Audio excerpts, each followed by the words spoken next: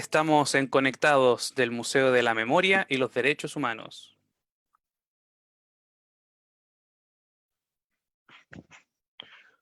Buenas tardes a todos y todas. Sean bienvenidos a una nueva edición de Educación en Derechos Humanos para el Chile Actual, un espacio del Museo de la Memoria y los Derechos Humanos para este periodo especial de cuarentena. Hoy nos encontramos reunidos para conversar sobre un tema bastante contingente. Durante las últimas semanas nos hemos visto envueltos en la discusión parlamentaria que en torno al retiro del 10% de los fondos de pensiones. Para esto hoy día el programa se titula AFP y Derecho a la Seguridad Social, y para conversar sobre este tema y un poquito más nos encontramos con Recaredo Gálvez, administrador público, magíster en política y gobierno de la Universidad de Concepción y además investigador de la Fundación Sol, quien nos podrá dar ciertas luces para que todos y todas tengamos mayores información, mayor conocimiento con respecto a la discusión que se está dando hoy en día. Bienvenido, Recaredo, muchas gracias por aceptar nuestra invitación y gustosos de tenerte junto a nosotros. Hola Adolfo, muchas gracias a ustedes también por considerar discutir estos temas y esperemos que sea una buena conversación. Recaredo, para partir, vamos desde lo más general a lo más particular. El artículo número 22 de la Declaración Universal de Derechos Humanos nos dice que toda persona como miembro de la sociedad tiene derecho a la seguridad social, la satisfacción de los derechos económicos, sociales y culturales indispensables a su dignidad y al libre desarrollo de su personalidad. ¿Nos puedes comentar un poco qué significa, qué es la seguridad social? Bueno, existen distintos instrumentos que desarrollan el concepto de seguridad social. Cada país tiene en sus procesos de, ya sea diseño de su propia constitución, como también normas específicas, algunos elementos a través de los cuales trata de consagrar este derecho. Por nuestra parte, hemos investigado distintos instrumentos, principalmente los que corresponden a aquellos emanados de la Organización Internacional del Trabajo, y consideramos que en gran medida estos instrumentos se podrían condensar en una serie de principios, ¿ya?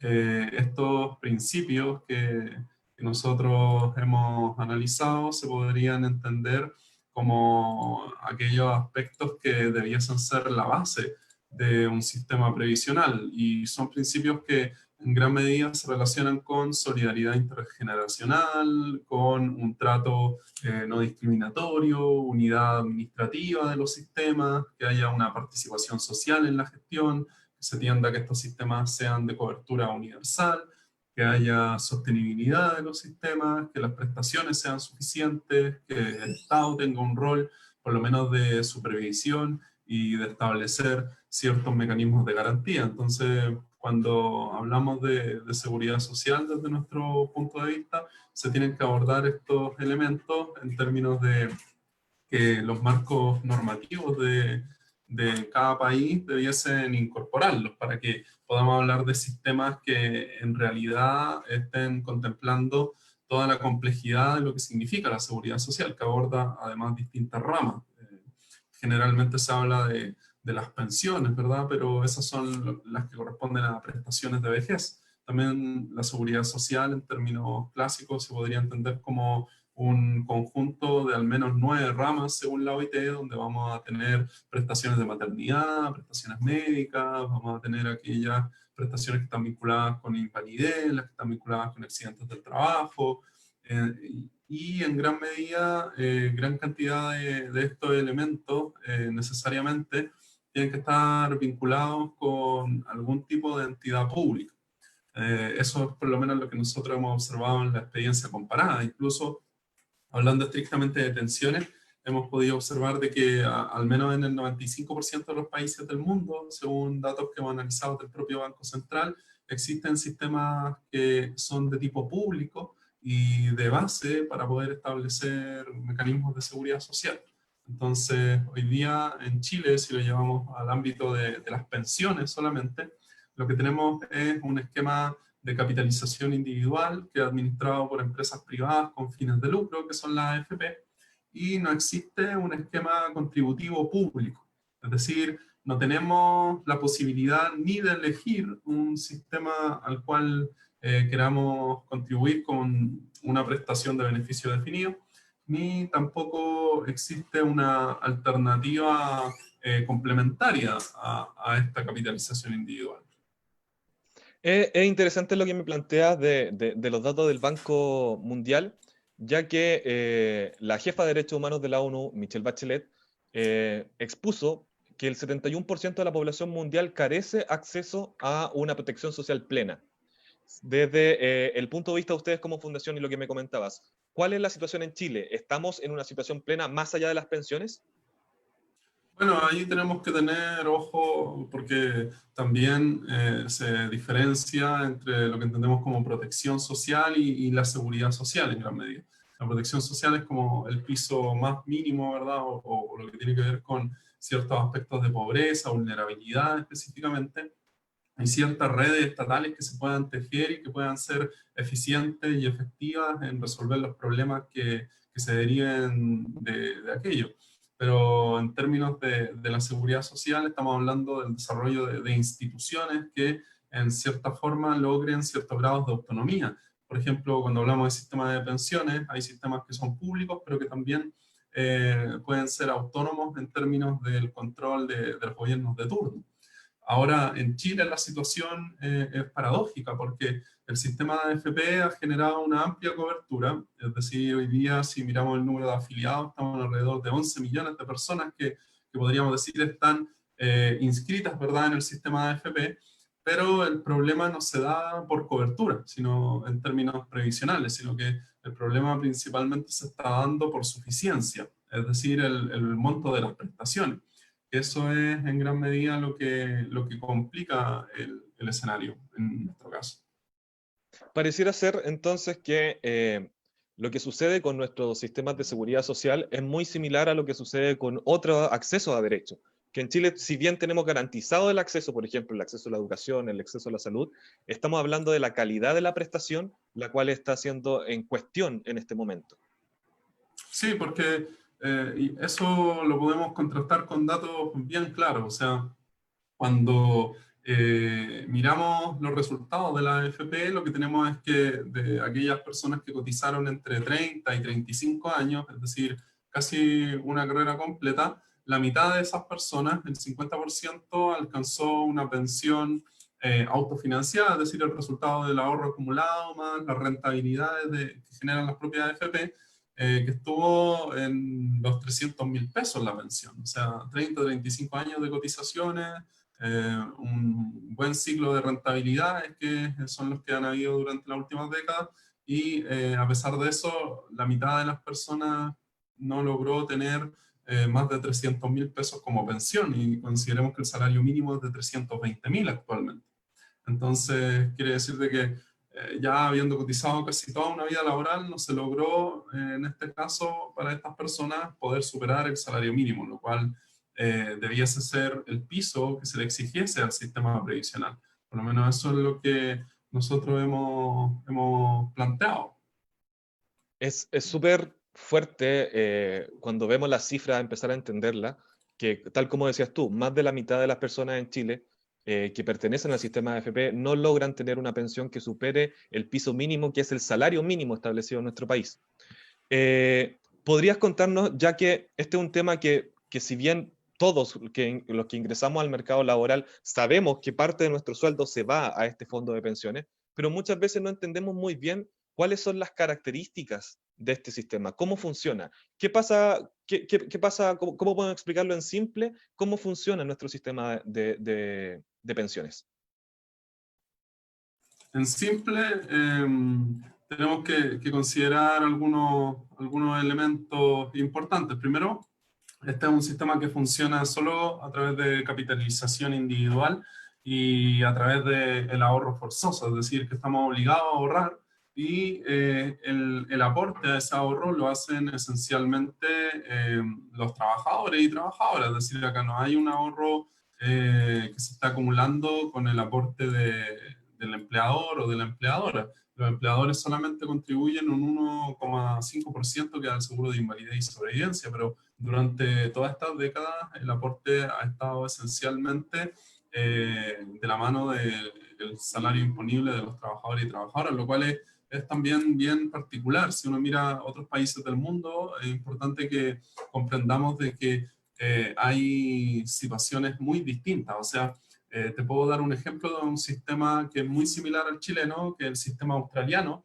que a partir de 1992 comenzó a desarrollarse y que es un sistema que también se basa en cuentas individuales y en capitalización, pero sorprendentemente allá la contribución a ese sistema es del cargo del empleador, no del trabajador.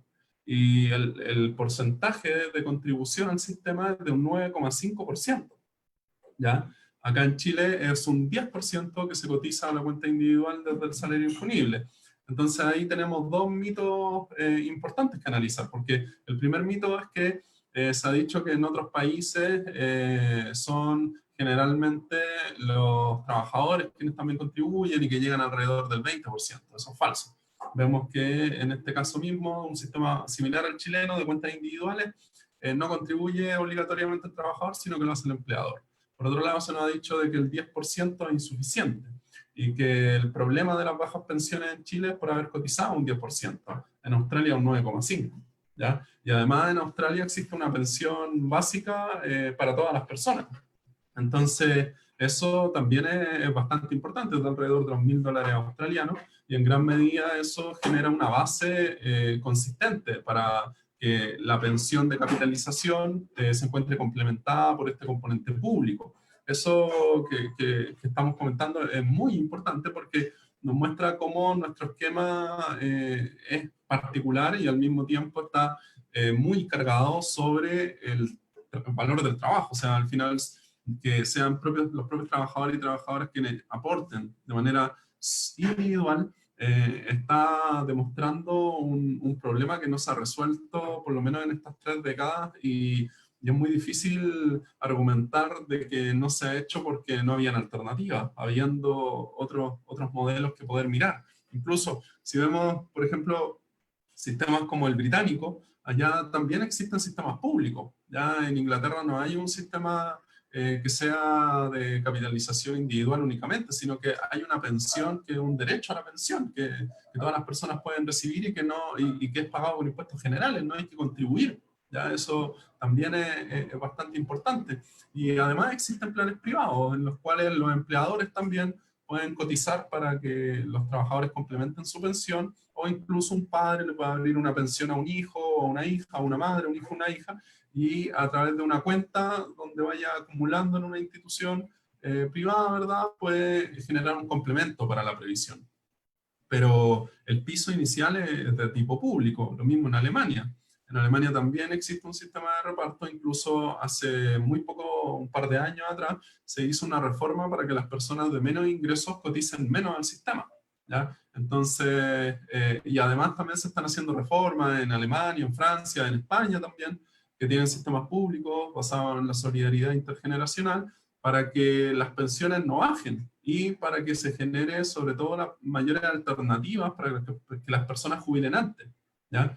Entonces, todo esto se puede corroborar viendo el documento de la OCDE que se llama Pensions at a Glance, que es un panorama de las pensiones, y donde la propia OCDE, que no estamos hablando de una organización promotora de ideas anticapitalistas, ¿verdad?, sino que estamos hablando de una organización que se preocupa de la gestión del capitalismo más industrializado a nivel mundial, o de mayor PIB per cápita. Entonces, ellos Y de la cual Chile es parte, reconociendo. además. Además, como tú dices, además Chile es parte de esta organización, y si nosotros analizamos solo los países de la OCDE y vemos cómo se dividen las cotizaciones, lo que tenemos es que en el caso del empleador, en promedio, las cotizaciones están en alrededor del 11%, y en el caso de los trabajadores en alrededor del 10%. Es decir, hoy, acá en Chile está faltando la mitad del esquema, que es la que tienen que colocar los empleadores y que no se ha colocado. Ahí, si gusta, podría compartir un modelo que teníamos preparado Por supuesto.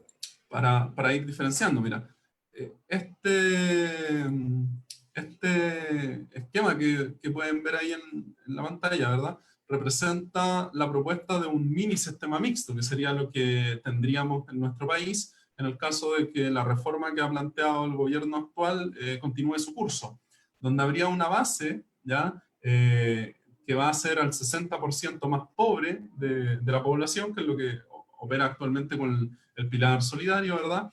Y esta base va a consistir en esta pensión básica solidaria, que por test de medios hay que comprobar que se es pobre, y el monto de la pensión básica solidaria varía según el tramo de edad de las personas, y puede ir entre los 137.000 a los 165.000. Además, el gobierno ahora está proponiendo un seguro social obligatorio, al cual se realizaría en términos de poder considerar algo de solidaridad intergeneracional. Y además el gobierno señala de mantener las cuentas individuales obligatorias que administran la AFP, a las cuales iría un 10%, pero además generar un 3% más de cotización a cuentas individuales, ¿ya? O sea, las AFP se quedarían con el 10% y habría otras instituciones que podrían administrar otro 3% adicional, pero bajo la misma lógica de cuentas individuales. Entonces, si nosotros armamos este esquema, como vemos ahí, es un esquema que queda tambaleando, ¿verdad? Falta mucha más consistencia en el piso del seguro social obligatorio, que sería el contraste de este modelo que se ve ahora, que nosotros diseñamos a partir de lo que comentábamos en la experiencia de la OIT. Y en ese sentido, lo que consideramos es que debe haber una pensión universal, es decir, un piso que tenga cobertura universal, como ves, logra cubrir todo el segmento de beneficiarios, y creemos que el monto de este beneficio no puede ser menor al salario mínimo. O sea, no podemos pensar que si ya hemos definido ese estándar, tengamos que tener hoy día un pago de pensiones que esté por debajo de eso. Y esto sería un derecho a la pensión, es decir, independiente de si las personas contribuyeron o no. Sería por la necesidad de que en la vejez las personas no queden sin ingresos. Luego habría un componente de reparto, que sería este seguro social obligatorio, ¿verdad? Que idealmente sería un componente para la suficiencia, es decir, donde el monto de la pensión dependería de los años contribuidos y de los sueldos promedios contribuidos. Luego pueden haber regímenes complementarios, que pueden ser obligatorios o voluntarios, pueden ser públicos o privados, y finalmente un ahorro personal, individual, voluntario también, que podría ser, en este caso, el lugar que ocupen la AFP, si es que siguieran operando como entidades de capitalización individual. Estos regímenes complementarios, para verlo en otros casos, es como lo que les comentábamos del sistema, por ejemplo, en Reino Unido, donde vamos a tener una pensión universal de base, ¿verdad? Y después vamos a tener regímenes que pueden ser privados, allá lo llaman planes ocupacionales, que son las propias empresas las que generan fondos para administrar, y ahí van depositando las cotizaciones de los trabajadores para posteriormente contribuir a la pensión. O sea, lo que tú me estás planteando es que este modelo que vemos en pantalla no es un modelo que surja de la nada, es un modelo que surge precisamente de la observación de la experiencia internacional. Así es, este es un modelo que surge a partir de ver cómo opera la mayoría de los sistemas públicos que tienen seguridad social. Y en ese sentido, nosotros planteamos un esquema donde sea importante que la base de los beneficios estén garantizados y sean de componente público y vayan a financiar beneficios suficientes. Eso es algo que el sistema de AFP poco se comenta. Porque esto es importante también para no caer en confusiones, ya que muchas veces se habla de que el sistema de AFP ha logrado generar muy buenas rentabilidades, ¿ya? Incluso si volvemos a mirar otra lámina, si vemos el volumen de rentabilidades que han generado la AFP, claramente lo que tenemos acá es un 8% como rentabilidad anual promedio histórica, ¿ya? Y eso es muy bueno, si uno lo compara a veces con otros instrumentos del mercado financiero, probablemente no tienen este tipo de rentabilidades, pero hay algo que es importante de observar en esta gráfica. Acá lo que se puede ver son las rentabilidades en distintas décadas, ya los 80, los 90, los 2000 y la última década que pasó. Entonces, como ustedes ven, el promedio en la primera década fue de un 12% de rentabilidad. Esto significa que del ahorro que las personas estaban acumulando en sus AFP, se logró obtener un nivel de rentabilidad de un volumen bastante adecuado y considerable, ¿verdad? Pero esto suele ocurrir cuando los instrumentos financieros o las distintas entidades están partiendo. En este caso, en Chile, estamos hablando de los 80, se estaba generando un fuerte impulso para salir de una crisis financiera, que era global también. Luego, en los 90, las rentabilidades promedio comienzan a disminuir, llegamos a 9,9, y en los 2000 llegamos a un 5,7, y ya en la última década estuvimos debajo del 5. Entonces, esto es clave, porque muestra que las rentabilidades vienen a la baja, lo cual responde a una tendencia global, dado de que parte del fondo de pensiones también se invierte en el extranjero, y nos muestra que no es realmente el punto más importante para construir una pensión. Eso es central, ya que a pesar de haber logrado estas buenas rentabilidades, tenemos los datos que tenemos, que imagínate, decíamos recién, de que aquellas personas que cotizaron entre 30 y 35 años, es decir, que estuvieron en este periodo al menos, tuvieron rentabilidades que fueron buenísimas, o sea, un 9,9, un 5,7, ¿verdad? Y luego esas personas, por lo menos la mitad de todo el grupo de personas que cotizó entre 30 y 35 años, recibió menos de 300.000 pesos líquidos, es decir, como pensión autofinanciada, es decir, no alcanzó a llegar a un monto como el salario mínimo, que son 320, 500. Y ahora el tema es mucho más delicado si nosotros vemos a todas las personas que han recibido una pensión de vejez, ya que este dato que te daba es solo de quienes cotizaron entre 30 y 35 años. Pero si nosotros vemos a todos los cotizantes, que son por lo menos unos 980.000 personas, que están todos los beneficiarios, más bien dicho, los jubilados, no los cotizantes son más de 5 millones de personas, pero las personas jubiladas que están recibiendo pensión de vejez, de AFP y de compañía de seguro, están por lo menos en un monto autofinanciado que ronda los 145.000 pesos. Y si a esto le sumamos el aporte previsional solidario, que es el aporte que hace el Estado, ya, para las pensiones más bajas del 60% más pobres, llegamos alrededor de los 202.000 pesos. Ese es el monto mediano, es decir, lo que está recibiendo la mitad de estas 980.000 personas que está recibiendo pensiones de vejez. Entonces, ahí tenemos dos puntos. El primero, ¿ha habido buenas rentabilidades por parte de la AFP? Sí, la ha habido, eso hay que reconocerlo. Están los datos, el gráfico lo muestra. La AFP han logrado obtener esas buenas rentabilidades, pero lo que es importante y que el segundo punto es que no es suficiente para financiar buenas pensiones. Y eso es clave, ya que si no es suficiente, lo que tenemos que resolver es cómo. Entonces financiamos pensiones que sirvan para vivir en Chile. Nadie acá está hablando de pensiones a la sueca o de pensiones, ¿verdad?, como en los países de más alto PIB per cápita, sino que estamos hablando de pensiones que alcancen para que las personas logren desarrollar su vida en este país, no tener que terminar endeudadas y endeudados.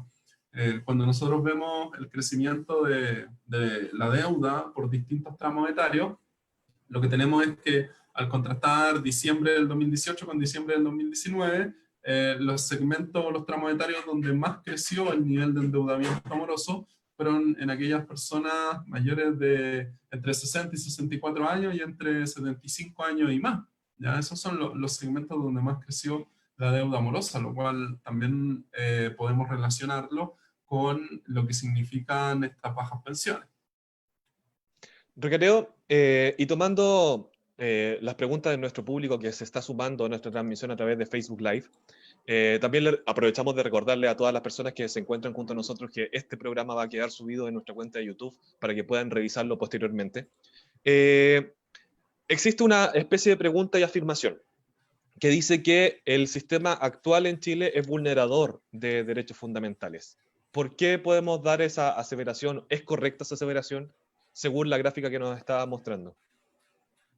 Bueno, para comentarlo en términos sencillos, ¿verdad? Y que no haya confusión, acá podríamos pensar que el derecho a la seguridad social, tal como se puede desprender de distintos organismos internacionales, principalmente la OIT, hoy día no está consagrado en Chile, ¿ya? O sea, hoy día no hay realmente un derecho a un sistema de seguridad social que genere garantías. Lo que existe en Chile son cuentas de ahorro forzoso que son administradas por la AFP, y un sistema que es focalizado, que es el pilar solidario, que al final de cuentas lo que hace es subsidiar al sistema privado, si lo vemos en términos concretos, porque ¿qué pasaría si no existiera el pilar solidario?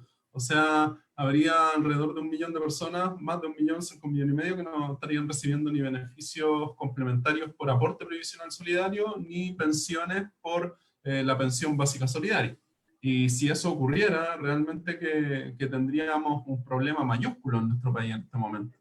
Lamentablemente, esas personas que están recibiendo los aportes del pilar solidario también están en dificultades debido a que esos aportes, para que vayamos viendo lo crudo que es esto, esos aportes ni siquiera logran llegar al margen de la línea de la pobreza. O sea, dependiendo del tramo de edad en que estén las personas, como habíamos dicho recién, podrían estar recibiendo un aporte entre los 135 y los 165 mil pesos, pero la línea de la pobreza para hogares unipersonales actualmente está en los 170 mil pesos, ¿ya? Entonces, ahí vemos que este aporte, incluso para las personas de 80 años o más, que es el monto más alto al que podrían acceder en términos de pensión básica solidaria, estarían 5.000 pesos debajo de la línea de la pobreza. O sea, ahí uno se pregunta por qué, si el Estado fija estos parámetros como la línea de la pobreza, por qué no es capaz de que otros tipos de asignaciones o beneficios en este caso estén en esa línea, por lo menos. O sea, ese debiese ser el piso mínimo. Incluso si uno lo piensa como un edificio, se debiese ser el primer piso del subterráneo, y ya el piso base debiese ser el salario mínimo, y luego de eso seguir construyendo el edificio. Pero lamentablemente ese tipo de discusiones no se ha dado, y hay que tener ojo también, no es que no se haya dado porque Chile es un país que no tiene los recursos, o porque Chile es un país que está esperando el momento para poder tener un buen sistema de seguridad social. Eso no es correcto, porque para que tengamos claras las proporciones, las AFP reciben alrededor de 3 veces de lo que necesitan para pagar pensiones, y el resto de lo que no ocupan, es decir, los excedentes que no ocupan para pagar las pensiones, lo invierten. Esa es la lógica de las cuentas individuales, ¿ya? Y eso es una lógica bastante ineficiente para pagar pensiones, dado que en otros países lo que ocurre es que de lo que se recauda se utiliza una gran parte en pagar pensiones, y lo que excede, es decir, lo que no se pagó en pensiones, se invierte en los llamados fondos de reserva de pensiones, que son fondos de capitalización colectiva, podríamos decir, ya que no hay cuentas individuales operando, y que pueden ser ocupados incluso para el desarrollo económico de los propios países. Se puede invertir a la interna en los propios países, en sectores estratégicos, se puede desarrollar un plan de transformación de matriz económica, etc. Pero Chile hoy día, ¿qué es lo que hace? Hoy día tenemos un fondo de reserva de pensiones que surge junto con la ley que da origen a este pilar solidario, pero ese fondo de reserva de pensiones está invertido en el extranjero, por ley, todo, lo más de 10.000 millones de dólares. Y eso es por el rol subsidiario del Estado. Entonces lo que encontramos al final es que, dado de que este sistema se origina durante la dictadura militar, en el contexto en el cual el ministro del Trabajo es José Piñera, hermano del presidente Sebastián Piñera, ¿verdad?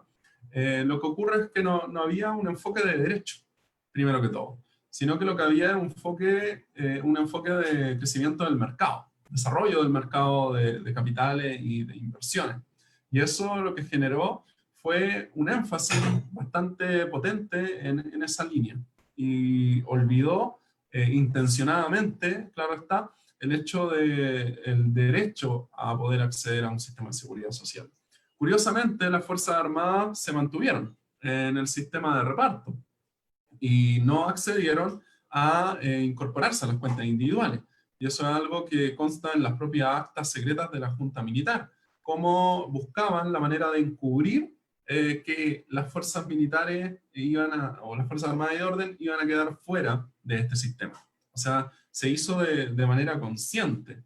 Ahora bien, cuando nosotros vemos el gasto que se realiza en el sistema de reparto de las Fuerzas Armadas y en el sistema que gasta el Estado para el pilar solidario, lo que tenemos es que los volúmenes, por ejemplo, son bastante discordantes. O sea, en el sistema de las Fuerzas Armadas se gasta más de 2.000 millones de dólares para alrededor de 700.000 personas que reciben pensiones, y en el caso del pilar solidario son menos de 2.000 millones de dólares para alrededor de 1,5 millones de personas que reciben esos beneficios. Entonces, eso también da cuenta de que el Estado no está realmente enfocado en una perspectiva de derecho, sino en una perspectiva financiera. Y es por eso que se defiende también a este sistema, dado de que se defiende el resultado financiero que obtiene, pero además las inversiones que realiza, que están, si nosotros vemos el fondo de pensiones, de los 201.000 millones de dólares, que es el total del fondo de pensiones hoy día, que es aproximadamente un 80% del Producto Interno Bruto de Chile, tenemos que el 55% se invierte en Chile y el 45% se invierte en el extranjero. Es decir, 90.000 millones de dólares aproximadamente están en otros países que no son Chile, ¿ya? El principal país en recibir estas inversiones es Estados Unidos, y 110.000 millones de dólares aproximadamente están invertidos acá. Pero de eso tenemos 45.000 millones de dólares que están invertidos en al menos 30 grupos económicos, y tenemos 15.000 millones de dólares que están invertidos en al menos 25 grupos económicos, pero que son de matriz internacional. Ya los primeros 30 grupos económicos eran los grupos de matriz nacionales, donde está Luxig, Polman, Yarur, Said, etc. Y los otros grupos internacionales son aquellos que tienen matriz en otro país, pero operan en Chile y controlan algunas empresas nacionales. ¿Ya? Entonces, como vemos, ahí estamos hablando de alrededor de 60.000 millones de dólares que está invertido en un grupo económico. Además del ahorro previsional, también se invierte en deuda pública, es decir, hay parte del ahorro que las AFP están invirtiendo en la Tesorería General de la República y en el Banco Central. Entonces, eso es lo que pasa hoy día con nuestros fondos. Por eso no se ven como un derecho, sino que se ven esencialmente como, bueno, quizás podríamos decir que sí se ven como un derecho, pero un derecho de la clase acomodada o de la élite económica de nuestro país. Son casi un derecho para los grandes grupos económicos. Ellos lo sienten como un derecho adquirido, el poder recibir inversiones de nuestro ahorro previsional.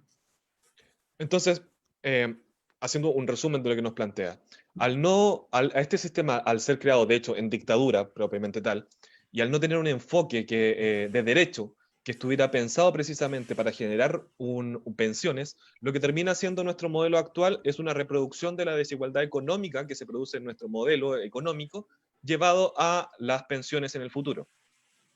Dentro de esta lógica, nos planteas que las Fuerzas Armadas, de hecho, al parecer Pinochet lo que hace es asegurar a lo suyo y dejarlo fuera de este modelo, teniendo lo que vendría siendo como el modelo ideal, si es que, ahí corrígeme si me equivoco, el que existe para las Fuerzas Armadas, excluido el resto de la sociedad. Sí, es interesante poder verlo en esos términos, pero desde nuestro punto de vista no hay un modelo ideal que calcar y copiar. En ese sentido, lo que nosotros observamos es que a nivel mundial existen regímenes especiales para las Fuerzas Armadas, ¿ya? Y lo que es central es entender de que ese mismo régimen tiene elementos de los cuales se pueden obtener las bases para un régimen para la población civil, ¿ya? Es decir, si implementáramos el mismo régimen para la población civil, significaría que el Estado tendría que pagar 9 de cada 10 pesos que se pagan en pensiones, que es lo que hace hoy día con las Fuerzas Armadas. Entonces sería un gasto bastante alto, cuando tenemos que discriminar un elemento, que es que en las Fuerzas Armadas lo que tenemos son funcionarios y funcionarias que son del Estado, ¿ya? Y por lo tanto, en muchos países se toma la decisión de que esos funcionarios tengan condiciones especiales, porque son funcionarios estatales y cumplen una actividad, ¿verdad?, que es bastante específica. Pero eso no significa de que el resto de la población civil no pueda tener sistemas de seguridad social. Porque en la mayoría de los países del mundo no existe un sistema de seguridad social para Fuerzas Armadas y un sistema de capitalización para la población civil, no. Entonces, en este caso, ¿qué es lo que podemos tomar pensando, como podríamos decir en lenguaje muy sencillo, cómo nivelamos para arriba al final, ¿ya? Dado de Claro. que las pensiones de las Fuerzas Armadas pueden estar por lo menos hasta 7 veces por sobre las pensiones que pagan en promedio la AFP, ¿ya? Incluso cuando uno va mirando el dato en detalle, un oficial jubilado por Capredena en promedio podría estar recibiendo alrededor de 2 millones como pensión, ¿ya? Y ahí claramente tenemos un extremo si vemos que las pensiones promedio que pagan las compañías de seguro y la AFP están alrededor de los 300.000 pesos y algo más, ¿ya? Entonces, lo que necesitamos es nivelar para arriba en el sistema civil. Y para eso podemos tomar algunos elementos que están en el sistema de las Fuerzas Armadas que son clave, como por ejemplo la solidaridad intergeneracional. Ese es el elemento central. Y al incorporarlo en nuestro sistema, lo que podría generar es duplicar o hasta triplicar en algunos casos los montos de las pensiones que se están pagando actualmente. Entonces, eso es algo que es importante que veamos, que significaría no solo mantener un esquema donde el trabajador cotiza, sino que también generar incentivos para que sean los empleadores los que coticen, que es como ocurre en la mayoría de los países del mundo, ¿verdad? Y al mismo tiempo el Estado genera un gasto que pueda orientarse en términos del pago de pensiones. Es decir, lo que necesitamos es una contribución tripartita y una solidaridad intergeneracional. Pero además necesitamos unidad administrativa, es decir, de que en lugar de tener muchos sistemas distintos, tengamos por lo menos una institución que sea pública, similar al Banco Central, por ejemplo, perfectamente puede ser, y que esa institución, que cuente con la participación de los trabajadores y las trabajadoras, pueda ser la que administre y vele por la recaudación y el pago de las pensiones. O sea, no estamos planteando nada que no se haya hecho antes, eso también es importante, no estamos descubriendo la rueda, ni tampoco estamos teniendo una idea visionaria. O sea, esto en 1950, 1960 se estaba desarrollando en otros países. Y claro, en Chile había un sistema anterior, ¿verdad? Que era un sistema de reparto, pero que nosotros también vemos con harta crítica, porque el problema que tenía ese sistema de cajas, que era en realidad más que un sistema de reparto en términos conceptuales, un sistema de cajas previsionales, y eso generaba bastante problema porque los beneficios se fraccionaban y muchas veces íbamos a tener desigualdades. Es decir, algunas personas podían tener mejores pensiones por la caja en la que estaban y otras podían tener pensiones más bajas por lo mismo. Entonces, el problema era de que había fragmentación del sistema. Por eso creemos que un sistema intergeneracional tiene que ser unificado, tiene que ser solidario y no tiene que haber diferencias fuertes en términos de los beneficios. Tampoco debiese quedar sin beneficios una persona que no alcanzó a cotizar 20 años o 15 años. O sea, nosotros hemos desarrollado un modelo para poder ver cómo es viable un sistema de este tipo que pague pensiones desde por lo menos el primer mes de cotizaciones. Claro, van a ser pensiones bajas en ese caso porque van a ser proporcionales a lo que se contribuyó, pero en gran medida existe el incentivo, dado de que hay una garantía del monto de pensión que la persona va a recibir según los años cotizados. Hoy día en el sistema de AFP eso no existe, no hay garantía del monto de la pensión, porque depende de las inversiones. Incluso muchas personas puede que vayan postergando su edad de jubilación si es que ven de que el monto de pensión que van a recibir podría mejorar si es que esperan 1 o 2 años más. Y eso, en este caso de cuentas individuales, tampoco garantiza de que por esperar 2 años más la pensión vaya a mejorar.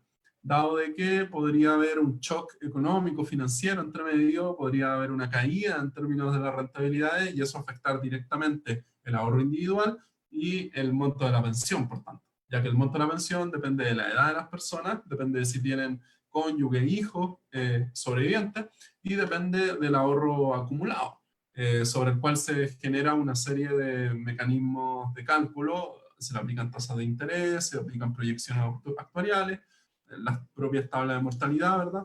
Y mediante eso se calcula la pensión. Entonces, hoy día, en cierta medida, estamos en una situación que es arbitraria, como decíamos, que es este sistema de capitalización individual, y en gran medida lo que es necesario es poder pensar una alternativa, una sustitución de este sistema por otro que esté pensado para pagar pensiones. Toquemos ese tema de las alternativas, porque, y pasando a la contingencia. quiero utilizar una frase que es, de hecho, del ministro del Trabajo y Previsión Social de la dictadura, José Piñera, que tú mencionabas anteriormente, que dice que la discusión sobre la previsión, la discusión sobre la AFP, es la madre de todas las batallas.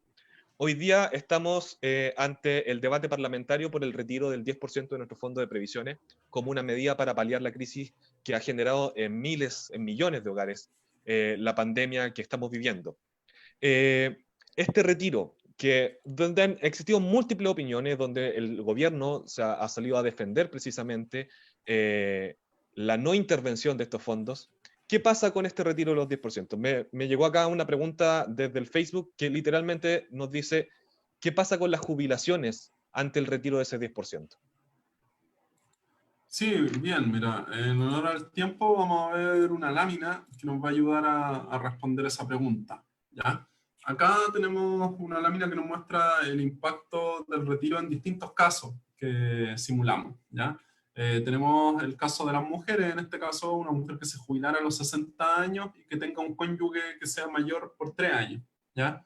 En ese caso, si pensamos en los distintos supuestos que colocamos acá, una mujer de 25 años, de 35, de 45, de 55, vamos a ver el impacto en relación también a cuánto es lo que tiene ahorrado en su fondo de ahorro, en su cuenta de capitalización, lo cual es bastante poco, como se puede ver. O sea, una mujer a los 55 años hoy día, en promedio, según los datos de la Superintendencia de Pensiones, tiene acumulado un saldo de 14 millones de pesos. Con eso le alcanza para una pensión de 64.900 pesos, ¿ya? O sea, esa sería la pensión si no retira el 10%. Si retira el 10%, su pensión quedaría en 59.000 pesos, es decir, una baja de un 9%, que son 5.800 pesos, ¿ya?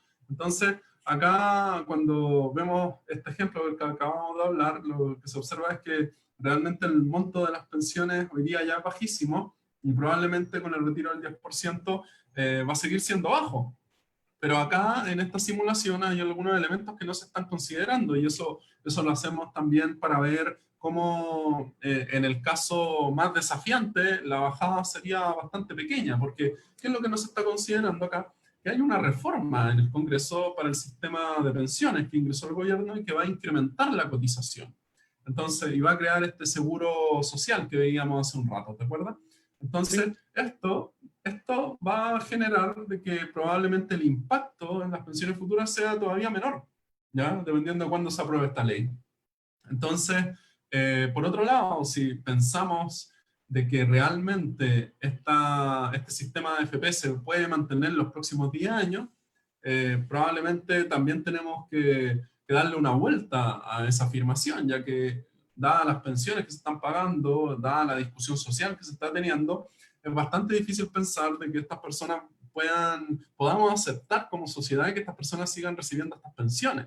O sea, vemos por un lado, ¿qué pasaría si no retiran a estas personas? Si no retiran el 10%, las mujeres de 45 años, de 35 años, que en promedio tienen 11 millones las mujeres de 45 años acumulados en su cuenta, 5 millones las mujeres de 35, si se jubilaran a los 60 años, veríamos que estarían recibiendo pensiones de 97.000, de 90.000 pesos.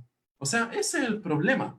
El 10% aparece en este momento como una situación de emergencia, dado de que el gobierno no ha logrado generar políticas efectivas realmente para que los hogares tengan ingresos. Muchos hogares han perdido sus ingresos, total o parcialmente, y el gobierno no ha planteado una política que logre corregir esa situación. Continúa con la lógica de la focalización. O sea, escuchaba esta mañana al ministro de Hacienda que comentaba en el Congreso, a propósito de la discusión del retiro del 10%, que quería que le explicaran por qué personas que no han tenido caída de ingresos iban a poder hacer este retiro. Eso es lógica de focalización, eso no es una lógica de derecho, ¿ya? O sea, se nota que sigue estando en la intención de las políticas públicas que promueve este gobierno focalizar en lugar de reconocer que esta es una crisis que está afectando a toda la población en distintas formas. O sea, una persona que probablemente ha mantenido sus ingresos está experimentando mayores gastos. Gastos en términos de la luz, gastos en términos de la alimentación, en términos de todos los aspectos básicos para la sobrevivencia, el agua en este momento, si es que está realizando las labores en su hogar. o Y con el gastos aumento para de precios que poder, tuvieron estos servicios básicos en el último periodo, además. además, o gastos para poder cuidarse a sí mismo, es decir, ya sean realizarse test, en este caso, o poder comprar los implementos de protección personal básicos, ¿verdad? Entonces, hoy día tenemos que salir de la política focalizada y tenemos que ir a políticas que sean universales. Necesitamos en este momento entender de que ha tomado fuerza el retiro del 10% porque se ha visto como una opción a la que todas las personas podrían acudir, por lo menos todas las personas activas laboralmente, no las jubiladas. Entonces, eso debería ser algo que remezca el gobierno en cierta forma. Acá tenemos Planteando, el caso de... Perdón, ¿sí? sí, solo una pregunta atingente a lo que estabas comentando. Experiencia personal, hace unos días conversando en el grupo de WhatsApp de la familia, mi abuelo, una persona ya jubilada, surgió con la siguiente pregunta: ¿qué pasaba con los jubilados con respecto a este retiro del 10%?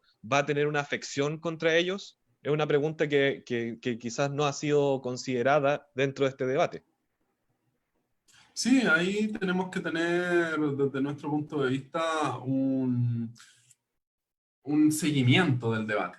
Dado de que si lo vemos en términos estrictos, lo que observamos es que de lo que habla esta reforma constitucional es de aquellas personas que están afiliadas al sistema. Y las personas que se encuentran jubiladas siguen afiliadas al sistema. Aquellas que están jubiladas por retiro programado, por ejemplo, siguen afiliadas al sistema de AFP, su ahorro se sigue invirtiendo, pero la interpretación que le han dado algunos parlamentarios de que solamente las personas activas podrían retirar parte del ahorro, es decir, quienes no se han jubilado. Entonces puede que durante el debate se defina quiénes van a retirar y se precise todavía más, o puede que posteriormente en el veto, si es que hay un veto por parte del presidente, o si posteriormente el presidente envía una ley para hacer efectivo todo esto, puede que ahí eso se precise. Entonces, la única manera de asegurar de que esto llegue a la mayor cantidad de personas es mantener la observación de este proceso y generar un nivel de discusión muy extendido que permita de que por lo menos se logre de que este beneficio sea para la mayor cantidad de personas que hay, ¿ya? Ahí es importante ver de que en estos ejemplos que estábamos viendo recién, nosotros colocamos a personas que están prontas a jubilar. Ya no, por eso veíamos mujeres de 55 años, es decir, a 5 años de jubilar, hombres de 60 años que también están cercanos a jubilar, en este caso en la lámina que se ve. Y eso no significa de que a esa edad se va a poder jubilar, es decir, se va a poder retirar, es decir, una persona que no se haya retirado, que no esté jubilada por el momento, debería poder retirar parte de su ahorro. Tenga 64 años, 65, etc. Entonces, la definición de aquello, de quiénes van a ser específicamente, va a depender probablemente del debate que se está dando. Por eso no podemos dar nada por sentado, ni nada por ganado, por así decirlo, ya que todavía no tenemos una ley que haya salido, ni esto como reforma que haya salido del Congreso. Hay que esperar que pase el lunes, que parece que es el día en que van a votar en la Cámara, en el Senado. Entonces tenemos ahí que mantenernos con expectación. Además, no olvidemos que la Cámara rechazó la creación de este fondo que iba a restituir parte del ahorro, lo cual no se comprende. O sea, debería existir un fondo al que aporte el Estado y el empleador, ¿verdad? Y ojalá que eso se pueda corregir también en la votación del Senado. Ricardo, y para ir cerrando la conversación, quiero tomar el punto que mencionaste al final. Uno de los elementos que en esta discusión parlamentaria no pasó la votación fue precisamente la creación de un fondo colectivo que venía a subsanar y a abrir una nueva puerta para el cambio al modelo de pensiones que tenemos en Chile. Pensando que tenemos en el horizonte un proceso constituyente que vendría también a eliminar parte de estos legados institucionales que nos viene dejando la dictadura y que han afectado tantos derechos en los últimos 30 años. ¿Cómo ven ustedes un sistema de pensiones para el futuro? ¿Cómo ven ustedes un nuevo sistema de pensiones ante la luz de esta nueva constitución? Bueno, en nuestra perspectiva, un nuevo sistema previsional es urgente, primero que todo, y creemos que debe tener una base que sea de tipo universal, como veíamos en el esquema anterior, una base que por lo menos parta del salario mínimo en términos de la pensión que se va a pagar, luego debe haber un esquema contributivo que sea solidario, intergeneracional, donde aporte el empleador, donde aporte el Estado, donde aporte el trabajador y trabajadora. Y posterior a eso, si va a existir ahorro individual, tiene que ser en un esquema voluntario. Además, este sistema debe tener un fondo de reserva de pensiones, es decir, un ahorro colectivo que se invierta, ¿verdad? Y que permita desarrollar un sistema que en el caso de que existan problemas en relación a la demografía a futuro, en términos de la cantidad de trabajadores que necesitarán pensión versus la cantidad de trabajadores activos, este fondo de reserva permita evitar que el sistema entre en déficit. Eso también es algo que opera en otros países, incluso Estados Unidos, Rusia, Argentina, Alemania, Francia, tienen fondos de reserva de pensiones. Japón, que es uno de los países más envejecidos, donde hay apenas un trabajador por cada pensionado, tiene un fondo de reserva de pensiones y no está pensando en sustituir su sistema de reparto por un sistema de AFP, ¿ya? O sea, eso es lo que no está pasando en el mundo. Entonces, es muy importante no perder de vista esos datos. Por otro lado, hay otro dato que es interesante, que desde el 80 hasta el 2016, apenas 32 países en el mundo habían privatizado una parte o todo su sistema de pensiones.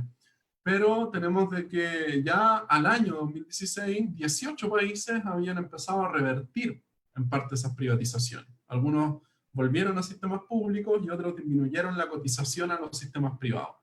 Entonces, en Chile es necesario de que pensemos políticas que no estén siempre en la línea de cómo financiar el capital de los grandes grupos económicos. O sea, no olvidemos que hoy día si una persona quiere entrar a una AFP y ver dónde está su ahorro, eso es imposible, no lo va a saber, solo va a saber en qué fondo está, pero no va a saber realmente en qué instituciones se está invirtiendo. Y de esa manera ha sido como miles y millones de chilenos y chilenas han ayudado a financiar las inversiones de grupos económicos como el Grupo Mate, que controla a CMPC, la papelera. Es decir, las propias AFP invierten en CMPC, que se coludió, ¿verdad? Que generó un daño a millones de personas y aún así recibe inversiones. Lo mismo que Sokimich, en el grupo Ponce Lerú y en distintas razones sociales o empresas, sociedades anónimas que controla Ponce Lerú, tenemos inversiones de la AFP, todavía. Entonces, los ejemplos, por así decirlo, siguen y suman. Incluso la empresa Esgener, que es una empresa que desarrolla energías altamente contaminantes, ¿verdad? Y que en gran medida ubica algunas de sus plantas termoeléctricas, productoras de energía, en zonas que han sido llamadas zonas de sacrificio, también recibe inversiones de la AFP, ¿ya? Entonces, las personas no han decidido eso. Los trabajadores y las trabajadoras probablemente han visto los perjuicios que eso genera, pero el beneficio, como se le quiere plantear muchas veces a las personas, que es la rentabilidad, tampoco alcanza. O sea, hay quienes repiten mucho que de cada 100 pesos que están en la cuenta individual, 70 los generó la AFP y 30 son ahorro. Quiere decir que 70 son rentabilidad y 30 son ahorro. Pero si el resultado es que del 70% que yo recibo como pensión, eso es rentabilidad y el 30% es ahorro, pero la pensión es de 300.000 pesos, entonces ese resultado no alcanza. No basta que fuera un 70, un 80% de rentabilidad, qué gran rentabilidad del sistema, pero lamentablemente lo que necesitamos no es un sistema que genere tan buenas rentabilidades, si es que al final el monto de la pensión va a seguir estando por el suelo y va a seguir estando debajo del salario mínimo.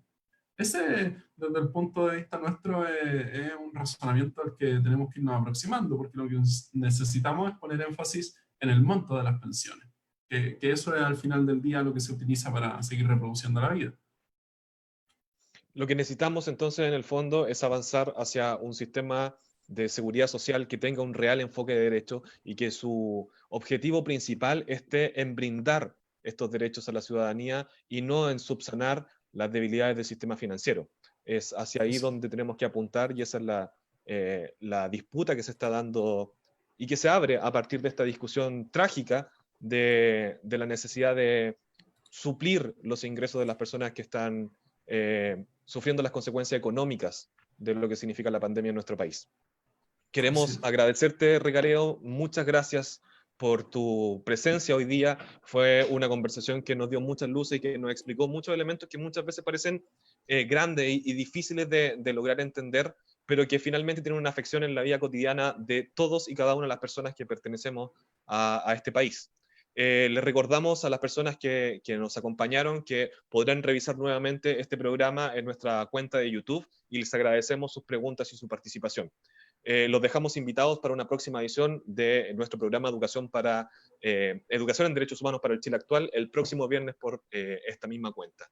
Muchas gracias nuevamente, Recaredo, y nos veremos en una próxima instancia. Gracias a usted. Adiós.